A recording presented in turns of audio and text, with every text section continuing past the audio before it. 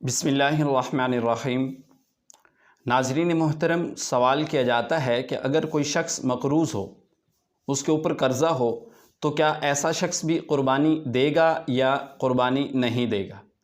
تو یاد رہے کہ جو شخص مقروض ہو اور اس کو دیکھا جائے گا کہ اس کے پاس مال کتنا ہے، اور وہ مال اتنا ہے کہ وہ اپنے مال میں سے عید کے تیسرے دن تک اپنے قرض کو چکا دے، اور اس کے بعد پھر اس کو مال اتنا بچ جائے کہ وہ صاحب نصاب ہو، تو ایسے شخص کے اوپر قربانی کرنا وہ واجب ہوتا ہے۔ اور پھر اگر اس کے پاس مال ہی اتنا ہے کہ وہ اپنے مال میں سے اپنے اس قرضے کو چکائے گا، اور اس کے بعد اس کے پاس اتنا مال نہیں بچے گا جو 52.5 تولہ چاندی کی مقدار کے برابر، جو ضرورت سے زائد ہو اس کا مال پہنچے، تو اس کے اوپر قربانی یہ واجب نہیں ہوگی۔ البتہ اگر کوئی شخص مقروض ہے لیکن وہ پھر بھی کہتا ہے کہ میں قربانی دینا چاہتا ہوں،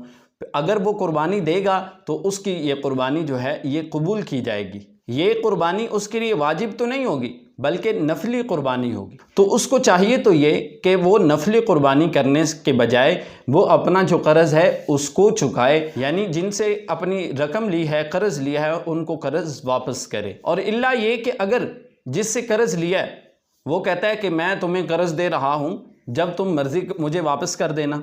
یا وہ کہتا ہے کہ یار میں تمہیں قرض دے رہا ہوں، اگر تم قربانی دینا چاہتے ہو تو تم قربانی دے لو،